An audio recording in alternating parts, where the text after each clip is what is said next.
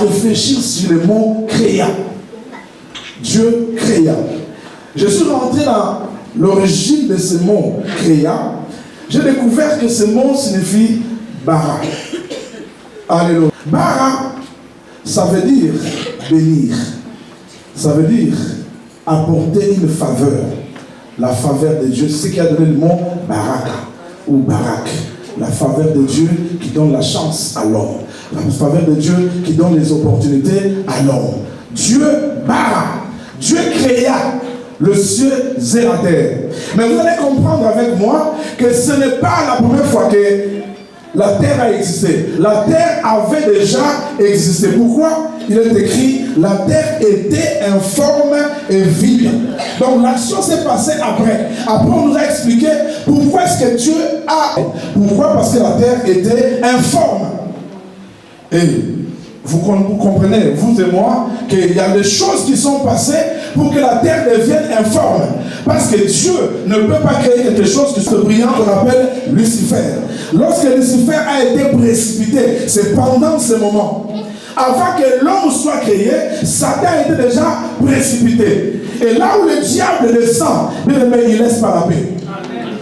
Là où le diable descend, il ne laisse jamais la joie. La terre devient informe.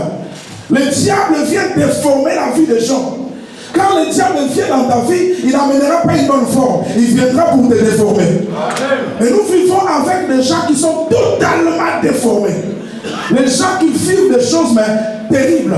Les gens qui ne vivent pas le plan de Dieu. Dieu a déjà un projet que j'ai formé pour toi. Un projet de bonheur, un projet de paix. Pour te donner de l'avenir et de l'espérance. Dieu a de bons projets sur ta vie.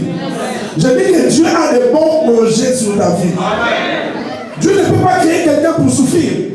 Dieu ne peut pas créer quelqu'un pour rester malade à vie. Pour que les médecins disent cette maladie est incurable. Non. Les maladies incurables n'existent pas. Alléluia. Tout est curable au nom de Jésus. Alléluia. Dieu ne peut pas former quelqu'un et le laisser informe. Donc il y a des choses. Lorsque le diable vient dans ta vie, il vient déformer les plans de Dieu. Il vient changer ce que Dieu a fait. Ce matin, je te dis que le bar viendra dans ta vie. Pour te remettre à la forme initiale. Dieu veut que tu aies une forme. Dieu veut que tu vives les choses dans ta vie comme lui-même t'a créé. Mais lorsque le diable vient déformer les choses. Amen. La terre devient informe. Et la terre devient vide. Beaucoup de gens qui ont été bénis, mais après lorsque le diable est arrivé, le diable les a rendus vides. Satan, lorsqu'il descend dans la vie d'une personne, il ne vient pas pour s'amuser. C'est pourquoi Jésus a dit, les voleurs ne viennent que pour dérober, égorger et détruire. Même moi, je dis, même moi, je suis venu afin que mes brebis aient la vie. Et la vie en abondance. Jésus veut changer ce que le diable a déformé. Jésus veut modifier. Alléluia. Il faudrait que quelqu'un revienne au plan initial de Dieu. La terre devient informe, la terre devient vide, et troisièmement, les ténèbres couvraient la terre.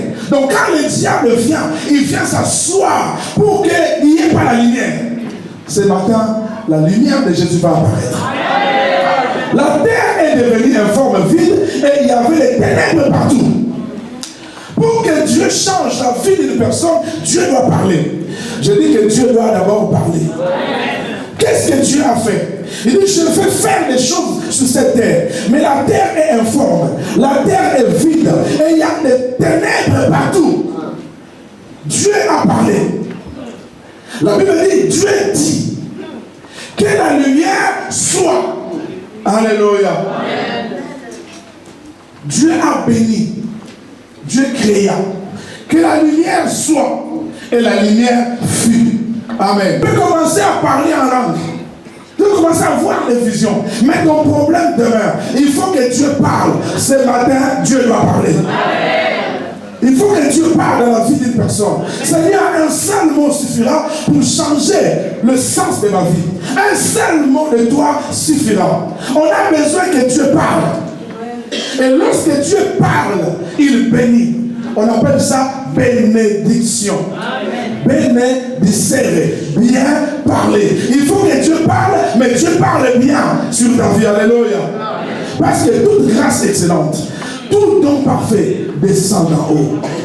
Ce qui est excellent, ce qui est parfait doit descendre d'en haut, du Père de la lumière, en qui il n'y a ni changement, ni ombre, ni variation. Alléluia. Quelqu'un peut acclamer, donner gloire. Gloire au Seigneur. Alléluia. Gloire à Dieu.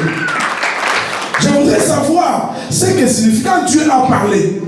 Il a dit quoi? Que la lumière soit. Le mot lumière en hébreu signifie or. L'or que tu portes là signifie lumière en hébreu. Alléluia. Lumière, c'est l'or. Ce sont des ondes d'énergie lumineuse qui ont apparu sur la terre. Ce n'était pas encore la lumière, soleil, lune, parce que ces choses ont été créées le 4e jour. Mais Dieu dit que la lumière soit. Que la lumière soit. Les ténèbres de ta vie sera chassé seulement lorsque la lumière viendra. Et la lumière est déjà venue. Au commencement était la parole. La parole était avec Dieu. La parole était Dieu. En elle, il y avait la vie, la lumière des hommes. Alléluia. La lumière qui est venue sur la terre. La lumière qui est venue dans le livre de Genèse, chapitre 1, verset 1 à 3. C'est la même lumière qui était venue dans Jean, chapitre 1, verset 1 à 3. La lumière là a un nom. Cette lumière a un nom. Je dis que cette lumière porte un nom. Cette lumière s'appelle Jésus-Christ de Nazareth. C'est lui la lumière de la terre. Il dit, je suis la lumière de la terre. Alléluia. C'est moi la lumière. Lorsque je viens dans votre vie, je vais éclairer votre vie. La lumière, lui, en elle était la vie. La vie était la lumière des hommes. Alléluia. Jésus-Christ, c'est lui la lumière. Lorsqu'il vient détruire quoi? Il vient d'abord chasser la malformation de ta vie. Il vient chasser les vides pour combler ta vie. Il vient encore enlever les ténèbres qui couvrent ta vie. Alléluia. Moi, j'ai besoin de Jésus pour qu'il porte la lumière dans ma vie. Alléluia. La lumière. Jésus apporte la lumière. Dieu va faire quoi? Lorsque quelqu'un est malade, lorsque quelqu'un est pauvre, lorsque quelqu'un est informe, lorsque quelqu'un est vide, lorsque quelqu'un est couvert par les ténèbres, Dieu bénit. Il bénit par quoi? Par la lumière. Alléluia. La religion, c'est une grâce, c'est une faveur que Dieu accorde à quelqu'un pour le rendre puissant. Alléluia. Chaque matin, à chaque commencement, il faut réclamer le barat de Dieu.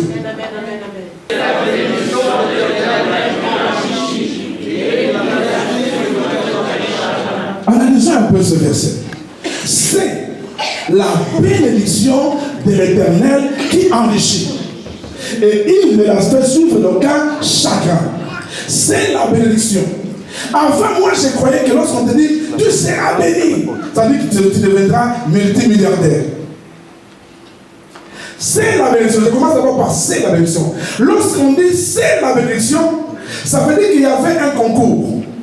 Ça veut dire qu'il y avait plusieurs personnes ou plusieurs bénédictions qui étaient en train de concourir, mais c'est la bénédiction de Dieu qui a gagné.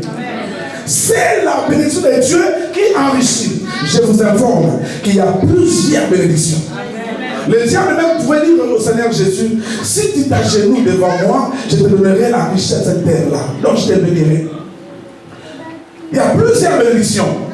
Ton grand-parent, quand tu pars au village, il commence à cracher sur toi. Il dit que nos ancêtres te bénissent. Il commence à dire des choses sur ta vie. Alléluia. Tu grandis, mon grand-père m'a béni. Ça aussi, c'est une bénédiction. Parce que bénédiction, ça signifie seulement bien parler. Alléluia. Dire des bonnes paroles, des risques, des succès sur la vie d'une personne. Il y a plusieurs bénédictions. Mais je suis en train de vous informer, à la fin de ces concours-là, c'était seulement la bénédiction éternelle qui a gagné, qui a remporté. Alléluia. C'est la bénédiction de l'Éternel